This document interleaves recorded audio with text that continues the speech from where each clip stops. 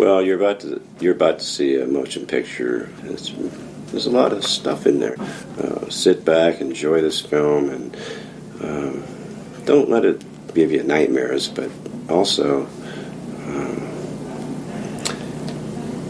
question everything, and it might protect you. Maybe not. Try to keep it in your pants the next time, will you, Senator? Worry about your own pants. Those bikes cost me $25,000. They're modified. I take him to the Cathedral of Pain where everyone must submit to my will. He did things to me. I have found the spark of light. Caught dead watching. Hey everybody, and welcome to Caught Dead Watching. This is your host, Nicole Gould. And I'm the son of celluloid, Nathan Hamilton, and goddamn you sound morose. we have just watched the worst fucking movie ever made in the history of movies. I don't know whether I'm sad or angry or I thought you liked me. despondent. Why did you make me watch that? I have to apologize to you. I remembered this movie as being awful. I don't think I quite remembered it as bad as it is. The misery loves company situation here. Yeah, I mean, you're my friend, and you didn't deserve this. I'm sorry. It's a special kind of pain. So, welcome. We watched The Absence of Light, which is a 2006, I guess it's a film. Wait, this came out in 2006? Yeah, with all these mullets. That makes the 2006. mullets and the CGI even worse. Yeah. This was only 12 years ago. There was a lot of shit available to them, they just didn't use it. This is literally the worst movie I've ever seen. This is my least favorite movie in the entire universe. This movie makes me want to stab babies. I hate this movie. I don't know why I've been caught dead watching this movie. I would rather barefoot stomp a puppy to death than watch that again. Yeah. So, okay, I accidentally discovered this movie several years ago, back in the days when Netflix just did the DVD thing, like before streaming. And I found this movie that says it's starring Tom Savini, Michael Berryman, and Tony Todd. So I'm like, oh, hell yeah, how can you go wrong with, those guys? Let me state for the record. Tony Todd, Tom Savini, Michael Berryman, Carolyn Monroe, Kevin Van, I can never remember his name from Basket Kevin Van Case. Basket Case guy. Kevin Van Basket Case. and David Hess. And David fucking Hess! Yeah. Like, David Hess would make me want to watch this movie on his own, but that cast, it is so deceptive because it sounds like something that would be so cool. Yeah, and that's what I thought. So I get the movie from Netflix. I watched the movie, and I got to the end of it, and I was like, did I fall asleep? Did I have a stroke, perhaps, halfway through this movie? Because none of it made any fucking sense. And I do have a tendency to, do stuff while watching a movie, so, I'll miss something here or there. But I was like, what the hell did I just experience? So I started it over again, and I sat down and focused on the movie for the entire time.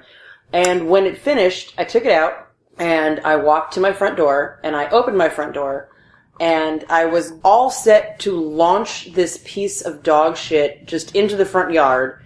And then I realized that it was a Netflix movie, and it would cost me $30 if I did that, so I had to actually send it back. But it took a lot of restraint not to set this piece of shit on fire. So, fast forward to Christmas, and a friend of mine, knowing how much I hated this piece of shit, bought it for me for Christmas, because, that's funny. That is some Grinchy shit right there. Yeah. So now I own this turd, and it lives in my movie vault. And I don't know why. I should have set it on fire then. But I have now seen this thing, 4 times. Maybe 5. I think if you kill it, you might just make it stronger. Yeah, It's that evil. It's a flaming dog turd of a movie. I despise it. So, of course, when we came up with this podcast, I'm like, we gotta do Absence of Light. And then I had to watch it again and just counted down the minutes until it was over because it is fucking awful. Also, I have to say, there's not a single swear in this entire movie. No, there's nothing offensive in this movie except no. There's a lot of offensive. Let me tell you that. The entire movie is offensive. There's nothing the MPAA would find offensive in this movie besides a little bit of really bad gore. There is not a tit to be seen. Not a titty boob, not a boob boob, not Nothing. a booby tit, none of it. No, there's not even dudes' tits looking like chicks' tits like we've seen in other films. There is no tits at all. They don't even say ass in this movie. They don't say There's not shit. a damn or a hell in this movie. No. However, in this podcast, there's going to be lots of dams, hells, fucks, and shits because I hate this fucking movie. Yes. More than I can swear express. you can think of applies to this flick. So, this movie is 77 minutes long, which is barely even a full-length movie. Barely. And it's the longest 77 minutes of my life. I had to look it up because I thought it was like 3 hours long. We were halfway through it, and I was like, how long have we been watching this piece of shit? Oh my god, it's only 77 minutes long. I have always said that the longest minutes humanly imaginable are when you're waiting on a pregnancy test. This was 77 minutes of waiting on a fucking pregnancy test long. That sounds extremely accurate. This was horrible. So, we're going to attempt to review the plot, and I'm using air quotes for plot, of this movie. It makes absolutely no sense. They introduce characters and then kill them off, like, minutes later before you even figure out. We said, who the fuck is that guy? Over and like, over. 17 times in this movie. At least. Every time you turn around, I'm like, who the fuck is that guy? So, okay. In the words of God, aka Joe Bob Briggs, as he would say, there's way too much plot getting in the way of the story. Exactly. They tried to do some elaborate shit, and they failed at literally every turn.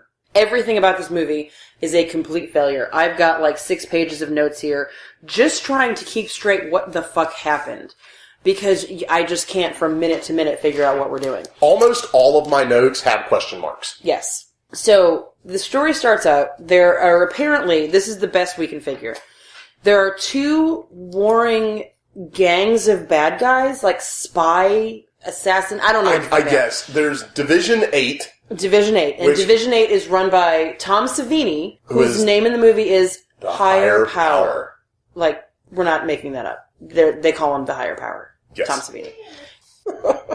The other one is called The Plague, and it is run by David Hess, who, what was his name? Whiplash. Fucking Whiplash. Plague is Great Value Cobra. Yeah. They all had terrible nicknames. There's Whiplash and Spider and Arcane and fucking Fetish. No, wait. Fetish was Division 8. Yes.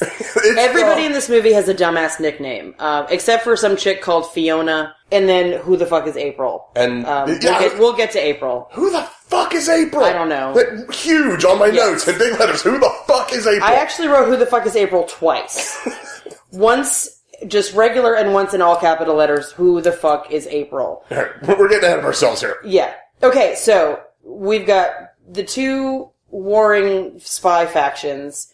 The opening scene is 3 guys on crotch rocket bikes chasing a girl in a Chevy Cavalier. First, we go through a bunch of really bad screens of really fake tech. Like, worldwide telephone scan. I've always said CSI was the show that pushed it to us, like, none of this exists. No, this is way beyond that. None of that exists. None of the technology in this movie exists, ever will exist, ever has existed. They created a way you can track someone through their DNA. But you don't even have to have a sample of their DNA. No. You can, and I'm again using air quotes, download it from the database. Yeah, you just hold up this, like, Star Trek tricorder thing, and it'll be like, he ran that way. Yeah. Because of his DNA. Yeah, that's not how that works. No. That's not how any of this works. And there's a shit ton of stock footage of, I don't know LA what, is it and LA? New Jersey? I don't know. It's some city, which, Yes. like, is the stand-in for every city. And there is probably 5 minutes of stock footage of that city in this movie. Which is only 77 minutes long, but there's at least like several minutes of just stock footage from a helicopter. So the crotch rocket biker guys are chasing the random chick in a Camaro. Whose car they put a bomb in. They put a shitty bomb in the back of her car, and then they start chasing her. As close as humanly possible. To the car that has a bomb in it. They have rigged this car to blow up, so they want to be as close as they can to the car when it blows up. And then David Hess is on the phone screaming that none of these bikes better get scratched at all because he paid $25,000 for them. They're modified. So they are, for no fucking reason at all, chasing this car and doing gratuitous tricks. Like, the only thing gratuitous in this movie is the shitty motorcycle tricks. There's like a dude like riding a motorcycle doing a handstand. Yeah, if you're, like, chasing somebody, you're on a mission from Whiplash to blow these people up, and you're following them doing these weird 1-foot Superman wheelie, looks like a dog pissing on the car type tricks. We don't know. And then all of a sudden, for no reason at all, this one dude goes, "Look out!" No, he goes, "Look out!" And one of the bikes, CGI, of course, flies through the air, over the car, into the camera. Okay? And then they shoot the car that they have rigged with the bomb, and then the bomb blows up in this shitty CGI fireball, and it's sitting in like a weird lake of oil, like CGI oil, with CGI bullet holes in it. It's like they borrowed their Aunt Carol's car. And then all three bikers and then just CGI'd the shit out of it. Yeah, all three bikers, unscratched, including the one whose bike flew through the air at a high rate of speed. Dude would have been dead as fuck. The only thing I can say in the favor of the CGI in this movie is the flying vehicles look marginally better than the police car in Suburban Sasquatch. That is the only thing I can say for the CGI. That is true, but I'm not backing down from my stance that this movie has the worst CGI I've ever seen in my entire life. I could do better CGI.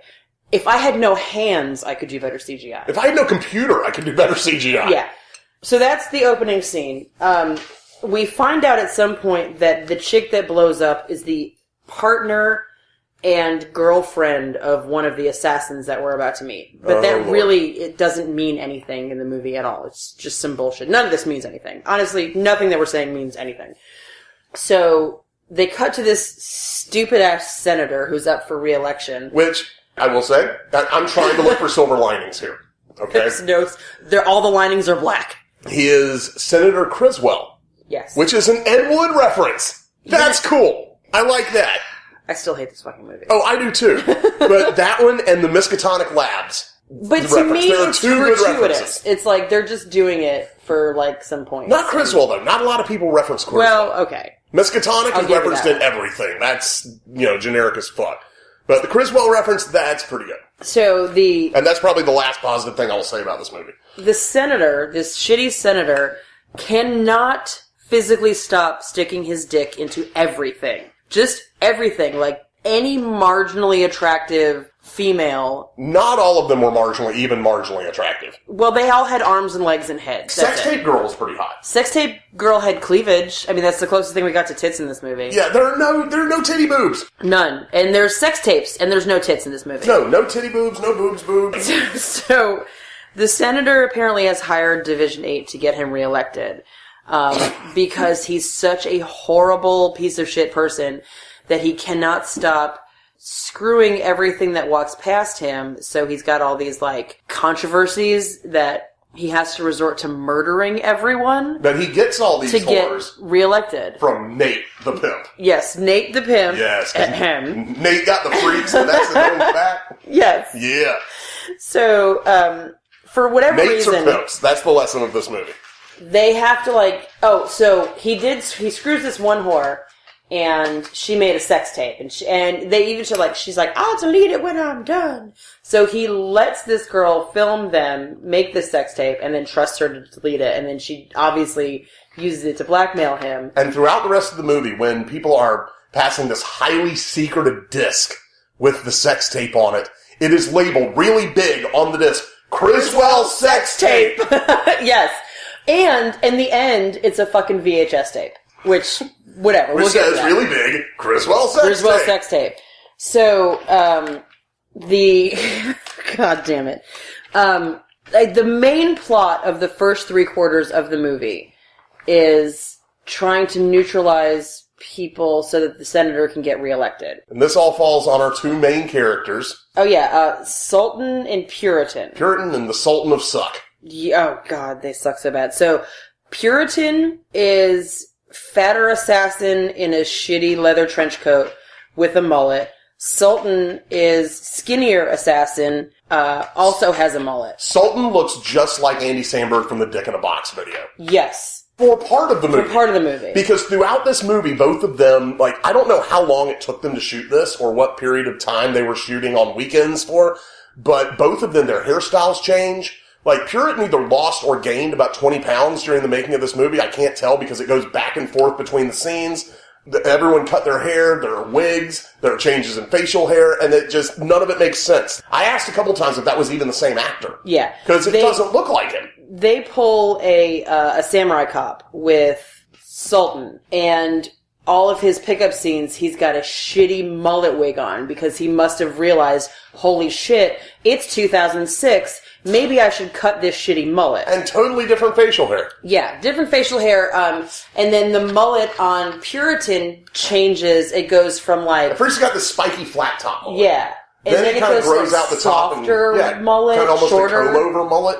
Yeah, and he, like you said, he's like fat, he's skinny, he's fat, he's skinny. It's ridiculous. They go to Miskatonic Labs, and there's like all these shelves of just briefcases, like hundreds and hundreds of briefcases. Hold on, before we get to the briefcases, I want to point out one other thing about Puritan. He wears these gloves throughout the movie. In movies, if you want to look cool, you wear fingerless gloves. It's the way it works. This guy has full gloves with just the thumbs cut out. He's wearing thumbless gloves. Thumbless gloves. They have all 4 fingers and no fucking thumbs. Who makes thumbless gloves? Like, where do you buy thumbless fucking gloves? They had to make the thumbless gloves. Yeah.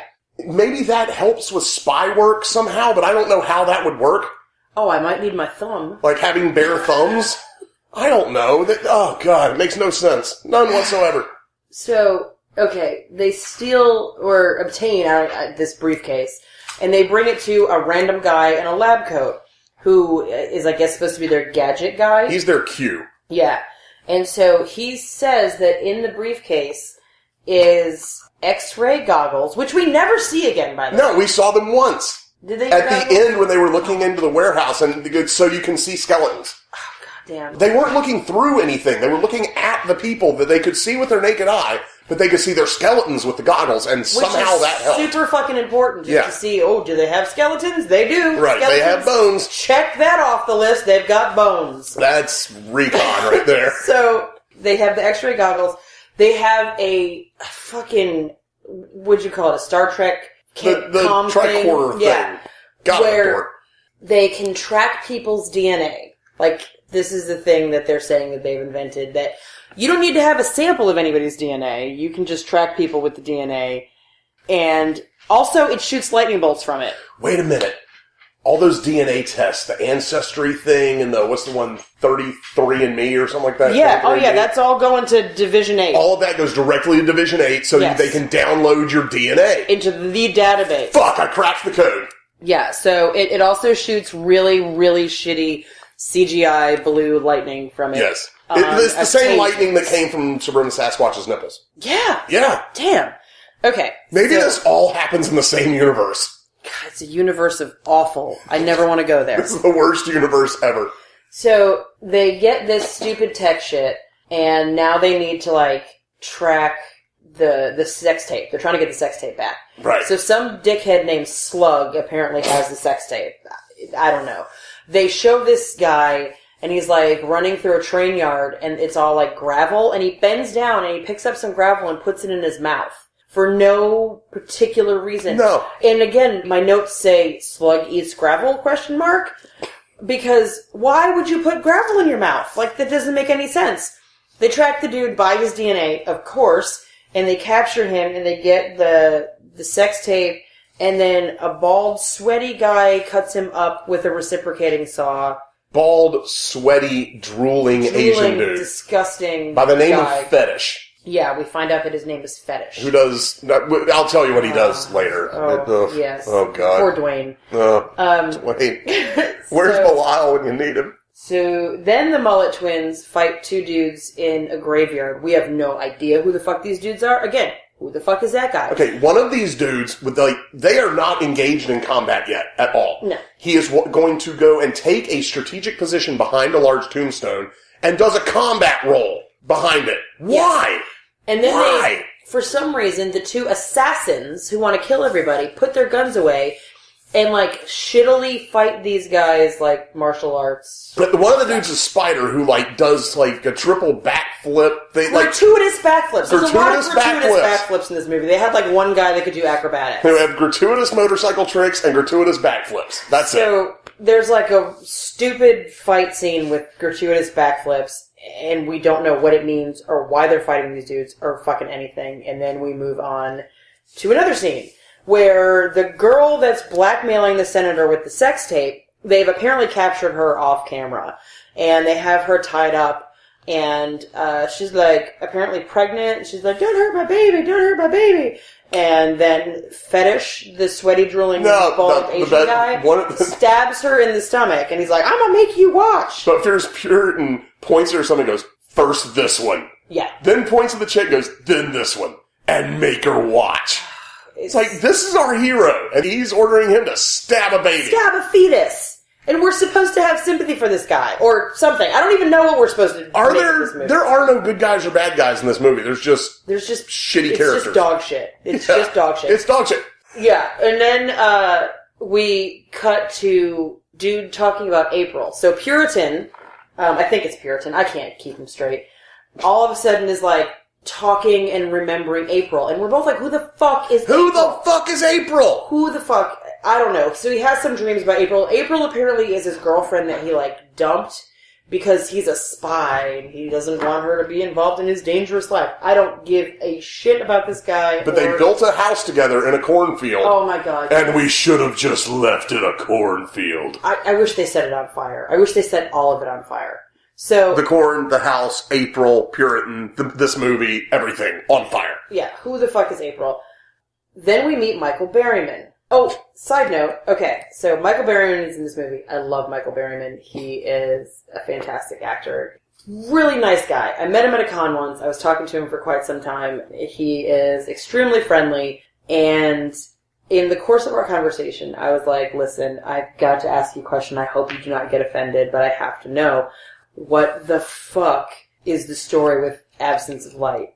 And he started laughing hysterically, and he was like, you saw that movie? And I'm like, yes, unfortunately, I saw that movie. And his response was essentially, they paid me. And I was like, okay, I can respect that. I can respect your honesty. If he had looked at me and been like, I read the script and I thought it was really engaging, I would have lost all respect for him. But he was like, you know what? I was at a con. They paid me. It was an hour of my time, so I did it. And Michael Berryman has nothing but class. He's a wonderful dude. I have nothing but good things to say about him, but this movie is still dog shit. Speaking of Michael Berryman, they obviously gave him an extra 20 or something. Yes. Because he did an intro for this movie, where he obviously doesn't know a fucking thing about this movie. And can you tell us, man? He's like, this is made still by... doesn't know about this movie. He says the line, there's a lot of stuff in there, which is very true. Then he says, don't let it give you nightmares, but question everything. It has nothing to do with the fucking movie. I question why the fuck we watched this movie. I will question that for the rest of my days. So, Michael Berryman plays a character called the Seer, because everybody has a dumbass nickname in this movie, and he is apparently a telepath that they have to meet in a hotel hallway because, and again air quotes, our home is under surveillance. So it's an excuse to film Michael Berryman at a con in a fucking hotel hallway. All of the notable horror names in this movie are obviously filmed in hotels. Yeah, absolutely. They're filmed in the conference rooms, in a hallway, in a room, whatever. So they definitely just said, hey, can we have a couple hours of your time when the dealer room closes? Here's a couple $100, if that. Read these 5 lines. Yeah. So Michael Berryman is some weird telepathic guru, but we don't know he's telepathic. He serves no purpose until 2/3 the way through the movie. But nothing serves a purpose. Okay, 57 minutes into the 77 minutes, it becomes a completely different flick. But before that, they, introduce plot elements out of nowhere that have nothing to do with anything. For the first, 50 minutes of this 77-minute movie, everything is, I hate to use the word reality, because none of this is actually the way anything works, but in the reality of a spy movie, it works. And then all of a sudden, boom, here's telepathy. How are you introducing this as a plot element this far into the movie that completely takes it in a different direction? That makes no sense whatsoever. Nothing in this movie makes any sense. And not in the fun way. In the fucking I want to stab everyone way. So they start talking about this Devour software, which is basically a screensaver with a spinning skull. If you remember Angel Fire pages, every single one I knew of had this spinning skull graphic. And this spinning skull graphic is all you see on the screen when they're talking about this fucking software that will rule the world. Yes, it's going to change the world. We don't know why or how or what the fuck it does. It's just a graphic of a skull spinning around over a map. So it somehow plays an important role in the plot, air quotes. Well, I think one of the biggest problems with this movie, and God, that's quite a statement. There's so many problems with this movie. Is the way they introduce characters.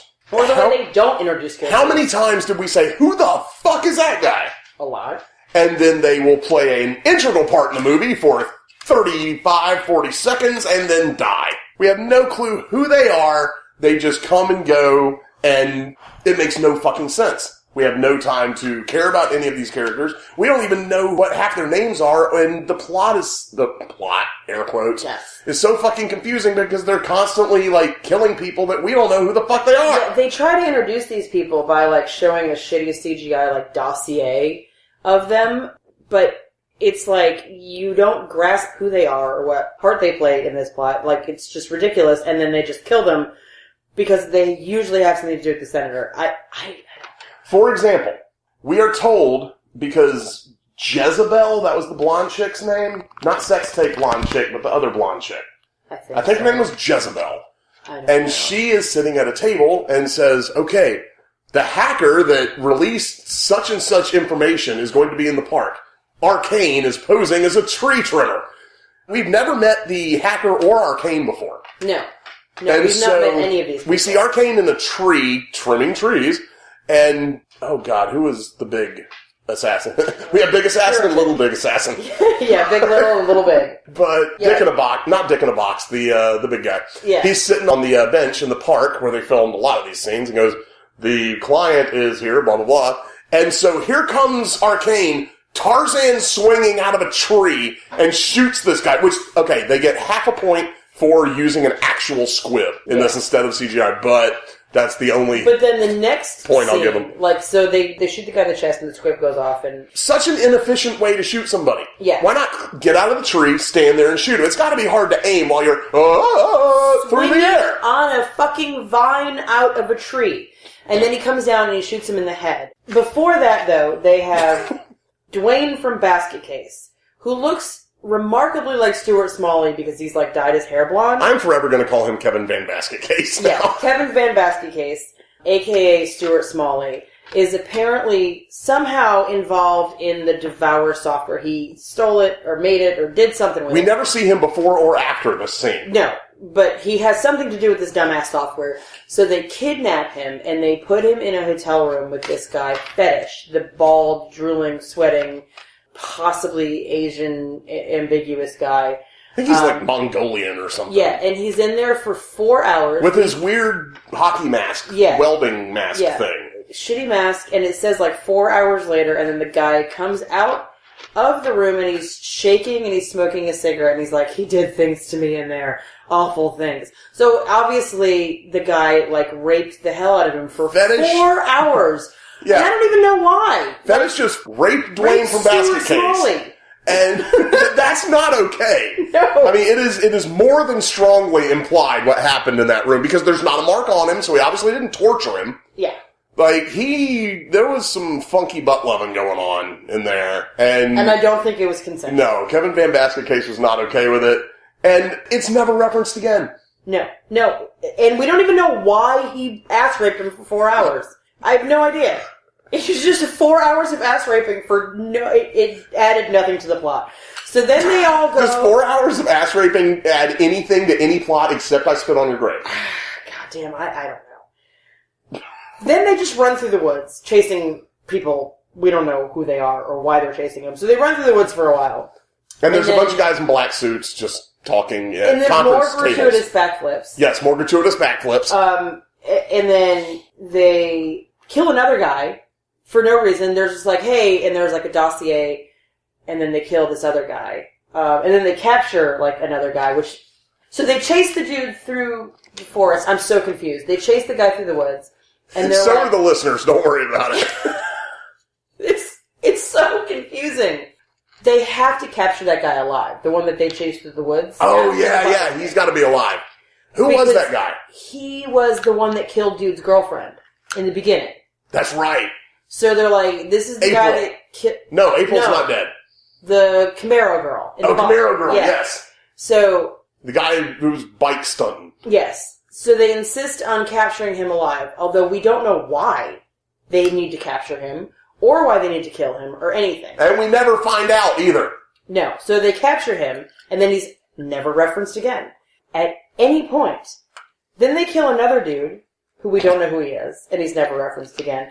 And then Puritan sits down, takes a nap. Oh, God. And then there's vampires in this movie. There's vampire sluts. There are 3 of them, so obviously they're riffing on the whole Vampire Brides thing from Dracula, but they're all in schoolgirl outfits. With cheap-ass plastic, like, vampire fangs. The kind you got in your trick-or-treat bag when you were a kid, with a weird little plastic hinge in the back. Yeah. And my notes say, why the fuck are there vampires? ? Until the vampires, there was... Wait, which came first? The vampires or the telepathy? Vampires, chicken or the then egg thing. telepathy. Okay, until we all of a sudden have vampires, there has been no supernatural element to this movie whatsoever. Yeah. All of a sudden there's vampires. Then Michael Berryman makes another appearance, and he's a weird telepathic guru. And then the blonde chick seduces the guy and turns into a CGI octopus, and her head falls off. And It happened the exact way she just said it. That up. She turns into a CGI octopus, she jumps on his face, and her head falls off.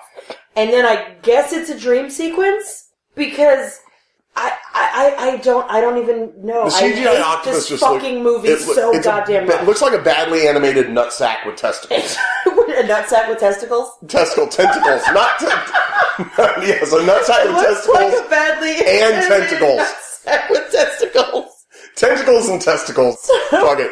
Octopi have 8 testicles, right? Yes, they do. That's the way it works. Bulging testicles. That's fucking nature. Next on Animal Planet. So, God. You see what this movie did to me? I hate this movie. I fucking hate this movie. So then, I guess he wakes up from his dream. I don't know. And the senator comes back and he pays the mullet twin assassins to kill his entire family. Because I guess it's going to get him sympathy, so he'll get reelected. So that happens, and they, fall off a bridge in a shitty CGI fireball. And so they're dead. And then, the shittiest of CGI fireballs. And then Tony Todd appears. Poof! Out of nowhere. They said his name in a mirror. Yes. They said Tony Todd 5 times. And he appeared in a fucking conference room at a con, obviously. With just a lab coat thrown over whatever he was wearing at the convention. Here, Tony Todd, here's a lab coat. Can you read this? Sure, I can do that. And it's just him, breathing really loud and talking about how he, found the meaning of life. Because he's a scientist. He's in this movie for a grand total of 1.5 minutes. And the meaning of life is... It's contained on either this roll of Kodak film or this CD. Yeah. And they have to choose which one they would. God only knows what was on the Kodak film. Okay, let's talk for a second about the cameos in this movie. Let's go a little bit more in depth. We have David Hess, who is playing Whiplash. Yes. And he... Arguably the best part of this movie. Not even arguably. He is easily the best actor in this movie. Every now and then, we get 30 seconds of really good acting from David Hess, who is talking to his crony who is not in the same room. Yeah. That's a running theme throughout this movie. They had filmed the horror stars and then they film someone else. It might be in the same room. It might not even be in the same fucking room. There's one scene where I still think her name's Jezebel, but I'm not 100% sure. It may and be. Caroline fucking Munro and Sultan or Puritan. Puritan, yeah. And there's 3 people in this scene. It's very obvious that none of them are in the same room together. No, none of them are in the same room. The 2 ladies are in the same room, and it cuts back and forth, but you never see them in the same shot. But Mullet Head is in a completely different room. In like a different house. With like wood paneling and shit, when the other one has white wall. Like, none of it makes sense. No. It's complete. You can totally tell it's cut together in different locations, and oh god, it's awful. Every time that they show these scenes with like the celebrities in them, it's very obvious that they are not in the same room as like anybody else in this movie. Definitely not the damn assassin twins. I'm not even sure they're in the same room as the cameraman. I don't know. I don't think they just handed him a script and was like, "Would you go alone in this room and just read this shit?" Yeah, sure, why not? And we'll cut you in with fucking the legendary Carolyn Munro might be the one I'm most disappointed in for being in this movie. She worked with Christopher goddamn Lee. She was in Hammer Flicks, and she's also in The Absence of Goddamn Light. I don't understand how they got all these people to be in this terrible movie. It's like, I don't know if they blackmailed money and cocaine. them. Yeah, I think you're right. The budget for this movie was about $35 and about 6 grams of cocaine. Yeah. Because they had done, a grant for Tom Savini, grant for Tony Todd, all that, and they're like, yeah, I'll do it, whatever. That had to be it. Because they couldn't afford more coke than that. More or less cocaine. I don't know which would have fixed this. That was as much coke as they could have afforded. And I think they were counting on everyone watching this being on coke, too. The only thing that could have fixed this movie is an actual fireball and not a CGI fireball. Yes. So, this Tony Todd shit with the meaning of life, this comes in like an hour into this 77-minute long movie. And it becomes a completely different movie. Now it's all of a sudden about tiny little CGI shit demon dudes. Yeah, the parkour shit demons. They have like a little clear plastic box. That they got at Claire's. They have this tiny little brown shit demon in it. Which is like 3 inches tall. And the guy looks at it and he's like, this looks like the science guy. There's just another science guy in a lab coat. And I don't know what else to call him other than science guy in a lab coat. Not Bill Nye. No, there's a whole bunch of dudes in lab coats. For the lab coat budget for this movie was at least $73. Yeah, there's a good 3-4 lab coats. A lot of lab coats. That they passed around to Maybe everybody. they shared them. I don't know, but there's a lot of lab coats. Tony Todd probably kept his. Yeah, I mean, you gotta have a souvenir when you're Tony Todd wearing a lab coat in the conference room for no fucking reason at all. So all of a sudden, we have CGI dudes, and they start out really tiny, I don't know why, and then it's like, oh, it's gonna grow to be 7 feet tall. Like, for some reason, he just knows that it's gonna grow to be 7 feet tall, because he's a science guy. And they look like roughly people-shaped turds. Yeah. That's exactly what they look like. With horns and, like, yellow eyes that I think we're supposed to say are going to be glowing, but... Yes, horny demon turds. Yeah. Literally. Which I would probably watch a movie called Horny Demon Turds. I'd watch it before I'd watch this piece of shit. Yeah. So I guess they're super soldiers, though. That's, like, the whole point of it. Because Tom Savini says something about them being super... Or maybe it was David Hess. I think it was Science Guy. Somebody says the term super soldiers. They're breeding super soldiers. So, they go to a warehouse where now there's, like, 100 of these shit demons. Yeah. And then they cut to a different science guy, and this guy is using a lightsaber to do an autopsy on a cartoon. Like, that's the only way I can describe it. He's using something that doesn't exist to do an autopsy on another thing that doesn't exist. It's fucking insane. Most of the things in this movie don't exist. Also, the cartoon shit demons do a whole bunch of gratuitous backflips. Which is why I call them the parkour shit demons. They're literally doing... Okay, there's one scene where one of them is standing there just staring down the Mullet twins. Yeah. And then just does 2 backflips and continues staring them down. For no reason. None! There is no reason to do a single backflip in this movie. They're doing like Bruce Lee spin kicks and shit, and they're so badly CGI that none of it looks remotely close to real. It's like, it looks like something that was outdated when it came out in 1993. Yeah, and this shit came out in 2006. Yeah. It was like they got, like, my first CGI for Christmas, and they used it to make this movie. I don't know if that's a thing, but it should be. I think that programmer's responsible for every movie we watch so far and half the movies we will watch from here on out. Yes, yeah. My first CGI. My Fisher fucking Price. So they're in this warehouse with like 100 of these fucking shit demon things. They don't even explain like why they're there or what they do, other than I guess plague. Maybe. Yeah, because they stole the screensaver, which enabled them to make shit demons. Jesus Christ. That makes as much sense as it sounds like, guys. So, the two mullet twin assassins are running around this warehouse chasing and fighting the shit demons, and there's like a whole bunch of them. And then some random old dude shows up, and they're like, what are you doing here? And we met him in the first scene. Yeah, he gave the guy a gun. Yeah, he had the huge footlocker with 5 little handguns in it. Yeah.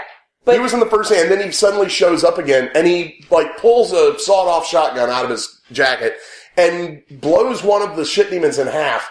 And then they show him, and it's walking on its hands, like spewing bad CGI goo. And the blood, the CGI blood, it looks like it's done with like a Crayola marker. It's just like bright red, and it doesn't act anything like blood. It's like indescribable. So, which honestly. do you think is worse, the CGI gore, which is a Crayola crayon marker Play-Doh type looking shit, or the practical gore, which is obviously oatmeal and maybe some bits of latex mixed with fake blood and just splatted on the ground? What looks worse? The CGI definitely You think looks so? worse. Because neither of them are good. But the best practical effect they have in this is obviously made with oatmeal. And I might add, Tom fucking Savini is in this movie. And they just throw some oatmeal at the camera and call it good. Like, they couldn't have been like, hey, Tom, could you, like, throw me some of your, like, discards? And we'll use that? No. Why would we have good gore effects in a movie that is Tom fucking Savini in? That would have cost them a few extra bucks, and that just was It would have been another bag of cocaine. Yeah. I don't know. So they call in an airstrike. This is literally the thing that happens. People have been trying to kill them the entire movie, and all of a sudden they can call in an airstrike. Yeah, he says we need to call in an airstrike, and so a CGI helicopter swoops back 10 feet off the ground. Yeah, swoops in and then blows up the entire warehouse. And again, another terrible CGI, not even a fireball, it was like an orange and white flash of something. So it explodes, and then the senator, bad guy, wins the election. So there's literally no consequences in this movie for being a piece of shit. Like, the worst guy in the movie wins. He murders his family. Yeah, he gets the mullet twins to kill his fucking family, and then they go to his house, and he wants to know nothing about it for, culpable deniability, and yeah, he wins. Yeah. He killed his family and bangs every ugly horror that Nate can provide, and wins. And there is zero consequences for What kind of message is that sending the children? So then the guy is like, now I'm done, I'm gonna retire, and I can finally be with April. The guy, what's his name? Shit. Who the fuck is April? Yes. So he's like, I can finally be with who the fuck is April? And they cut to April in like a barren room, and she's dirty and looks piss-soaked. And drinking from a bottle of vodka, sitting on a sleeping bag. Yeah, so I guess we're supposed to assume that since Puritan dumped her... She was so tore up over losing his fucking mullet ass. Yeah, she's like, I got dumped by a guy with a shitty leather trench coat and a mullet, so I'm gonna drink myself into, like, oblivion so I piss all over my own hair. I'll drink to that. And, like... She's, like, in a fucking crack house somewhere, and then the other assassin guy, Sultan, the mullet wig guy, goes and finds her and is like, this is for your own good, and he shoots her in the fucking head. Face. Yeah. So, moments after he shoots her in the fucking face, other dude shows up, her boyfriend, Puritan, and he's like, oh, you killed my girlfriend. And they have, like, the most anticlimactic, boring fight that has ever been recorded. It lasts about 11 seconds. Yeah, he gets a bloody nose, And then he he's pulls like- his leg. Literally, he just pulls his leg. Yeah, he pulls him around by the ankle. It looks like he's about to put him in a figure four, which I would have given this movie so many more points to be like locked in a figure four or sharpshooter or something. Anything. But he just Anything. pulls him around on the ground by his leg and then is like... You don't understand. I did this for you. Yeah, I did it for your own good.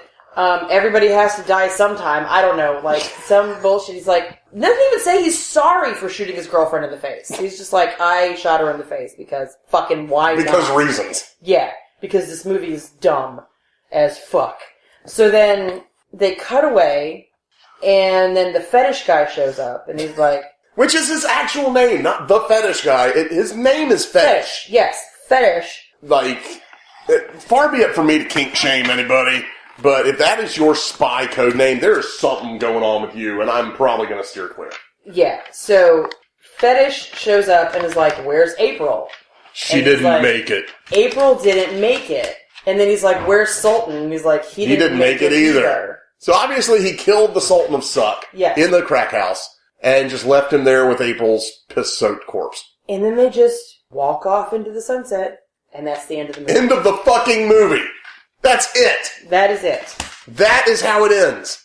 And then we get maybe the second worst, possibly the first. I can't decide between Trust in Thee by Loretto Westkovich or Glaskovich and the closing credits song from this movie. I don't know which one's worse. Trust in Thee at least had some sort of creativity. This one sounded like a transformer having a seizure. Yeah. Like, it's some like kind of weird the techno worst, shit. shittiest electronic, awful thing. And then in the credits, it's like soundtrack available on Skull douchebag something Skull records. I don't know. Skullfuck Records or... Yeah. This movie literally has the worst music I've ever heard in a movie.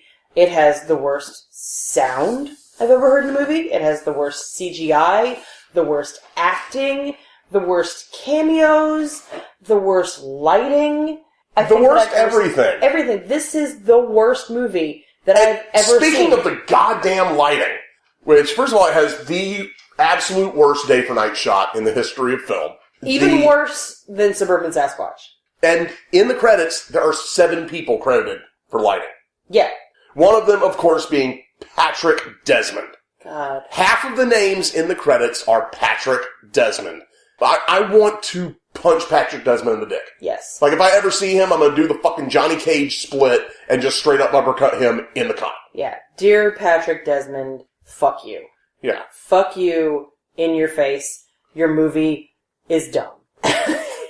Your movie. Fucking hate this movie. I feel dumber so much. because I just watched your movie. Yeah. I don't know why I've seen this movie multiple times. I don't know why I've done this to myself. I don't know why I picked this movie. I'm the idiot for doing this. But we were like, oh, wouldn't it be funny to do a movie that we hate? No, it's not. It's awful. It's fucking awful. I think I hate Patrick Desmond more than any other person I don't actually know.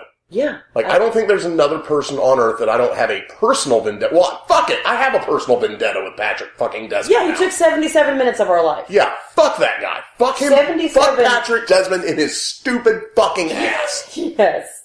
Patrick Desmond, I hope you get to watch something you love die. I hope he gets a very uncomfortable rash. I hope something terrible happens to you.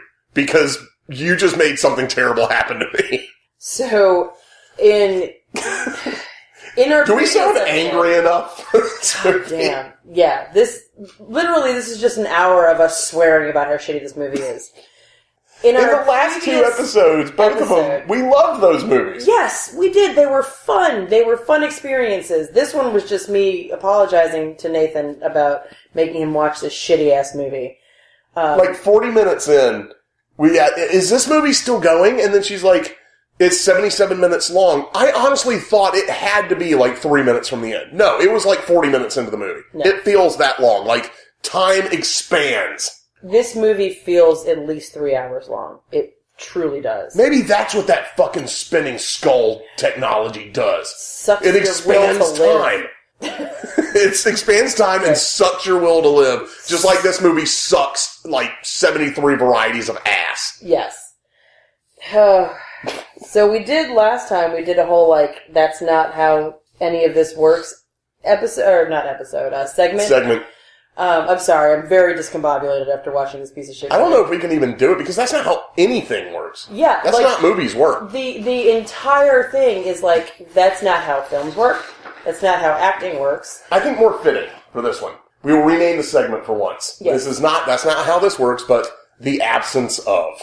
The absence of acting. The absence of any redeeming quality. The absence of whatsoever. plot. The absence of lighting. The absence of effects. The absence of talent. The absence of titty boobs. Oh, yes, the absence of anything The interesting. absence of anything. The absence of sense. This movie is just the absence of good. You should not watch this movie. Alright, we wrapped this Don't up watch last this time. movie. We had a 3-point rating system. We had Must Watch, which was a movie you have to see. We had Bored Watch, which is if you're bored, watch it. Or Suicide Watch, which is, this movie makes me want to shoot myself in the head.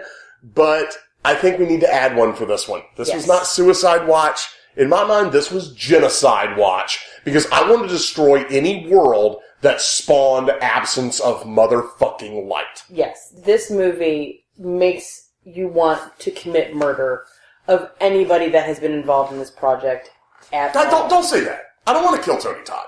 Well, that's true. I don't want to Okay. kill Michael Barrett. And I don't actually want to kill anybody, but I hate this fucking movie. No, I want to kill everyone that's not a beloved horror icon that's in this movie. This movie is fucking awful. And Tom Savini had the biggest part of any of the icons, so I might not want to kill him, but like I really need to I'd bitch like to slap punch him for people. this. Yeah. This movie makes me want to punch like babies and old people. Yeah. It is fucking horrible. It is the worst movie I've ever seen in my... I cannot stress enough how bad this movie is.